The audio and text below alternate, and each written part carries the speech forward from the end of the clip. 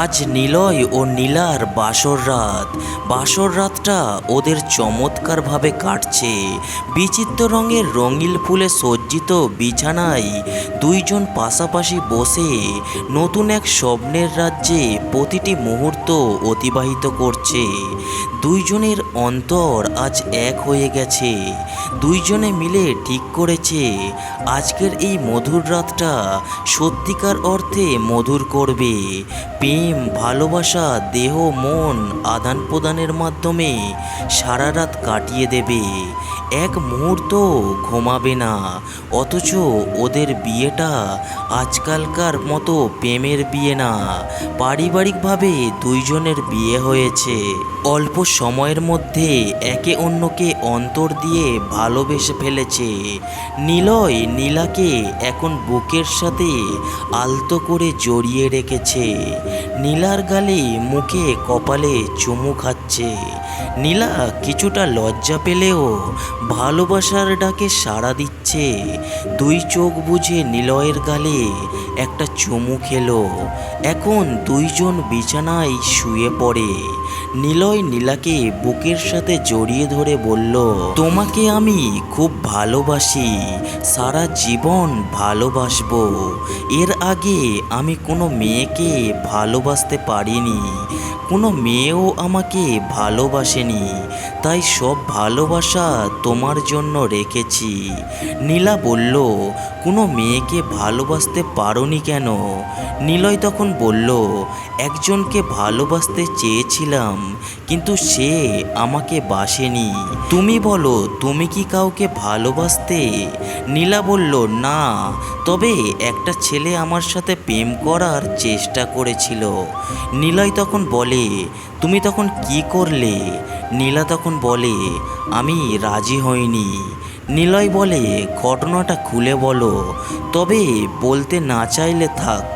নীলা তখন বলে, খুলেই বলি, নইলে তুমি ভুল বুঝতে পারো। নিলয় তখন বলে, ধুর বোকা, তোমাকে আমি খুব ভালোবেসে ফেলেছি, ভুল বুঝবো কেন? নীলা তখন বলে, তারপরেও খুলে বলি, আমি কোনো কথাই গোপন রাখতে চাই না। ছেলেটার নাম জয়, আমি তাকে কখনোই দেখিনি। মোবাইলে তার সাথে পরিচয়। আমাকে কল করে প্রথমে বন্ধু হতে চেয়েছে। আমি ভালো মন্দ তেমন কিছু বলিনি। সে মাঝে মাঝে কল করে প্রায় জোর করেই আমার সাথে কথা বলতো। একদিন তো প্রেমের প্রস্তাব দিয়ে ফেললো।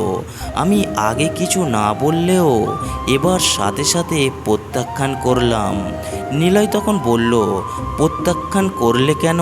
নীলা বলে, প্রেম জিনিসটা আমার কখনোই ভালো চোখে দেখা হয়নি, আর পরিবার থেকেও প্রেম করতে নিষেধ ছিল।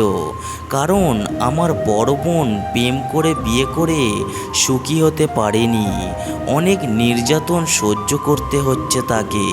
অন্যদিকে আমার এক বান্ধবী প্রেম করে প্রতারিত হয়ে আত্মহত্যা করেছে। তুমিই বলো, এই অবস্থায় পরিবারের কথা অমান্য করে প্রেম করার সাহস আমি কোথায় পাবো? নিলয় তখন বলে, ছেলেটাকে তা বলেছিলে? নীলা তখন বলে, বলিনি, শুধু বলেছি বিয়ের আগে আমি প্রেম করব না। নিলয় তখন বলে, সে কি বলল? নীলা তখন বলে, প্রথমে খুব অনুরোধ করেছিল, কিন্তু আমার এক কথা, আমি প্রেম করব না। তারপর ছেলেটা একদিন আমাকে হুমকি দিয়ে বলেছে, দাঁড়া, তোকে বিয়ে করে তোর সাথে প্রেম করব, মনে রাখিস। আমি বলেছি, আচ্ছা যা, যা পারিস তাই কর। নিলয় তখন বলে, এরপর কি হলো? নীলা তখন বলে, আর কিছুই হয়নি, সে আর কল করেনি। আমার তো আর কল করার প্রশ্নই আসে না। নিলয় তখন ইয়ার্কি করে বলে, ও তোমার সাথে সারা জীবন জোকের মতো লেগে থাকবে। নীলা তখন বলে, ইস, এত সোজা? তাহলে ওকে আমি আস্ত রাখবো না। নিলয় তখন বলে, আস্তই রাখবে, জড়িয়ে রাখবে। নীলা তখন বলে, তুমি ওই পাগলটার মতো কি বলছো? নাকি কি সন্দেহ করছো ওর সাথে আমি প্রেম করেছি, এখনোই বা করছি? নিলয় তখন বলে, না না, সন্দেহ করব কেন? তুমি ফুলের মতো পবিত্র একটা মেয়ে। তুমি ওকে কল করে শুধু বলবে যে তুমি এখন আমার সাথে বাসর ঘরে। নীলা তখন বলে, ঠিক আছে, বলে দিচ্ছি। নীলার ছেলেটার নম্বর মুখস্থ হয়ে গিয়েছিল। মোবাইলে নম্বর উঠিয়ে কল দিল। একটু পর রিং বাজলো। তখনই নিলয়ের মোবাইলটা বেজে উঠল। সেটাও নীলার কাছে ছিল। এক হাতে সেটা তুলে বলল, তোমার মোবাইলটাও বাজছে। বলার সাথে সাথে মোবাইলের স্ক্রিনে নাম দেখল নীলা। নীলা হতভম্ব হয়ে তাকিয়ে রইল। নিলয় বলল, কি ব্যাপার, কি হয়েছে? নীলার হতভম্ব ভাবটা এখনো তো কাটেনি।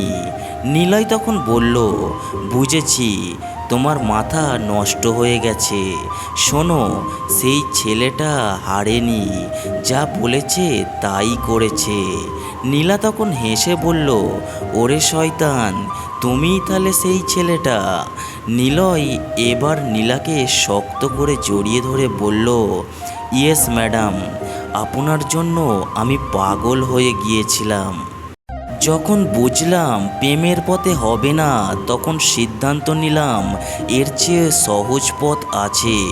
ঘটকের মাধ্যমে বিয়ে করতে হবে আপনাকে। নীলা একটা নিঃশ্বাস ছেড়ে বলল, ভালো করেছেন।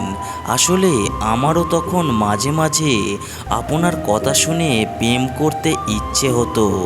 আপনি এত মধুর কথা বলতেন আর খুব ভালোও ছিলেন। আপনি আমাকে এত ভালোবাসতেন, খুব অনুতপ্ত ছিলাম।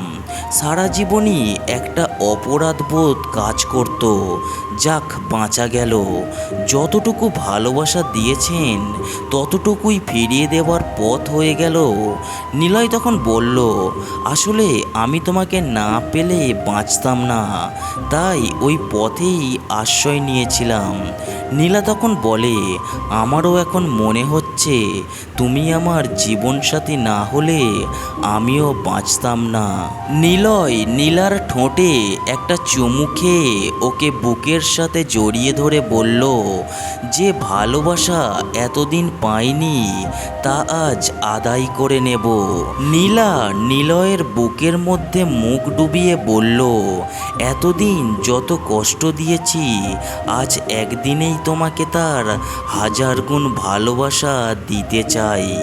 এরপর ওরা মধুর এক ভালোবাসার জগতে চলে যায়। 1000 বছর ওরা সেখানে থাকতে চায়। আজ বাসর রাতের ভালোবাসার মাধ্যমে সেই জগতের শুরু। এই গল্পটি আপনার কেমন লাগলো অবশ্যই কমেন্ট করে জানাবেন। আর এই চ্যানেলে নতুন এসে থাকলে চ্যানেলটিকে সাবস্ক্রাইব করে পাশে থাকবেন। সবাই ভালো থাকবেন, সুস্থ থাকবেন। ধন্যবাদ।